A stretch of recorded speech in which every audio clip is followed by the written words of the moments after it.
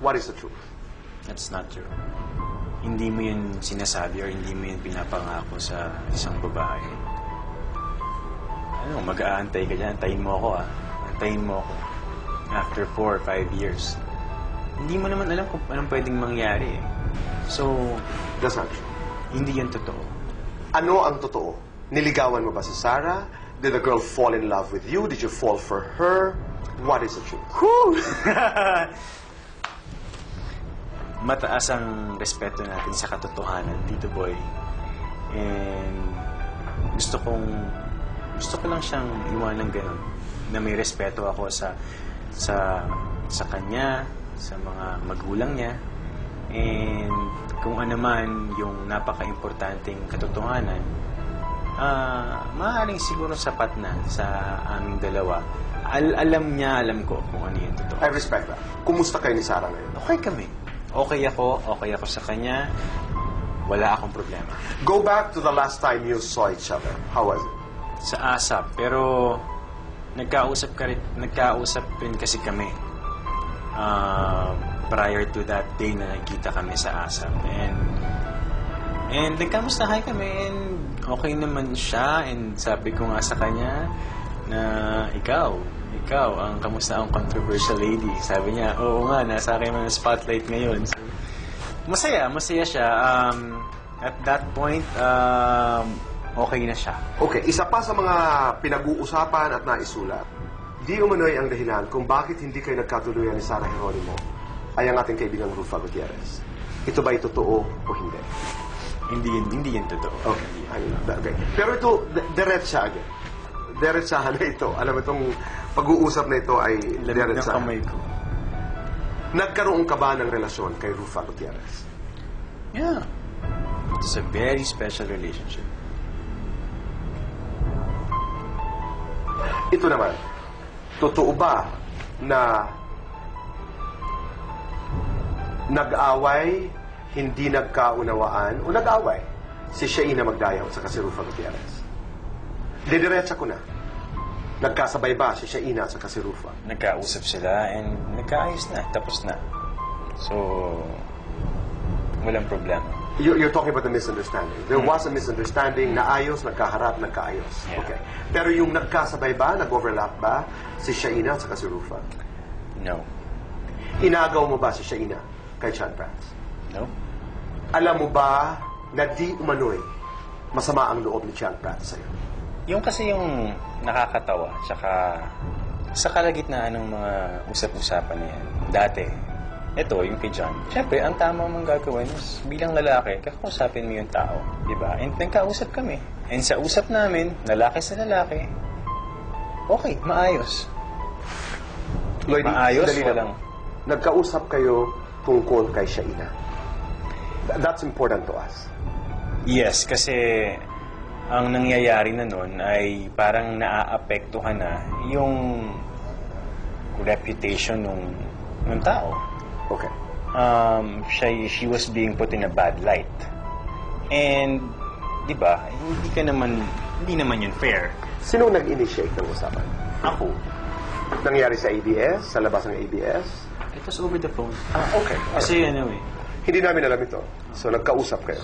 Did he tell you straight na masama ang kanyang loob? okay siya. Okay siya. Okay siya. Like, wala na yon, like, let's move on. Ganun yung mga salita. So, nag-usap kayo ng maayos at nagtapos kayo ng maayos. Lalaki sa lalaki. Lalaki sa lalaki. Kasi, syempre, sabi ko nga sa kanya, alam mo, let's put our egos, no, aside. Kasi, kung meron mang naaapektuhan dito sa hindi magandang paraan, yung babae. Sabi ko sa kanya, are you saying this? Are you saying that? Sabi niya, hindi. Okay, pare, I'll take your word for it. Lalaki sa lalaki, usapan natin. Naniniwala ako sa'yo. So, kung ano man ang maririnig ko sa iba, Okay. hindi ko na yun iintindihin. Mapangahas na tanong. Pumasok ka sa buhay ni Shaina, wala na sila ni John. Hindi ikaw ang dahilan kung bakit naghiwalay si John Prats Hindi ako. at Shaina. Hindi ako. And John was out of Shaina's life when you became friends with Shaina. Matagal na kaming friends. Matagal na kami Okay. nagkakasama sa trabaho, sa paglabas-labas namin because nasa isang circle kami sa ASAP. May mga usap-usapan pa raw. Liko mo ng konti. Hindi, now Okay while you're very close with Shaina, di umano'y ikay nakita na kasama si Rufa, nag-babike. What is it true? Is that true? Not at all. Ginagamit mo raw si Shaina para pagtakpan mo ang iyong relasyon kay Rufa. I just have to Grabe. ask this. Sobrang ang dami ng angulo. Ang dami na. Sobrang dami ng angulo. Yung iba ba, tinatawanan mo na lang? Ngayon, kasi sabi ko nga dito, boy, okay ako eh. That's right. Okay ako. Sobrang, hindi naman ako magiging okay or maayos or ganito kagaan ang pakiramdam. Kung alam ko na meron akong tinatapakan or alam kong meron akong tinatago or, di ba, Right. mamaya I'll have something to say para sa kanilang lahat. Okay. Ito muna para hindi na tayo paligoy-ligoy pa. Diretso, puso sa puso. Si Shaina ba ay girlfriend? Ang tagal kong hiningi itong timing na to. Since dito na tayo, and para matigil na yung mga, may mga, kasi ang dami rin kasing mga, nagkukos din kasi ito ng mga hindi magandang naramdaman ng mga taong importante sa buhay natin. And once and for all, and gusto ko na rin sabihin and sagutin, yes, it's us. And I'm happy. I'm really Ba? happy. You know how special she is to me. No, seriously, I'm really happy. And thank you for your honesty. Thank you. You're sharing something very important with me as a fan. You're sharing with me something that is private and personal. At tinatanaw namin yan na malaking bagay. Salamat, Tito Boy. Ito, kung ba't ako nandito ngayon,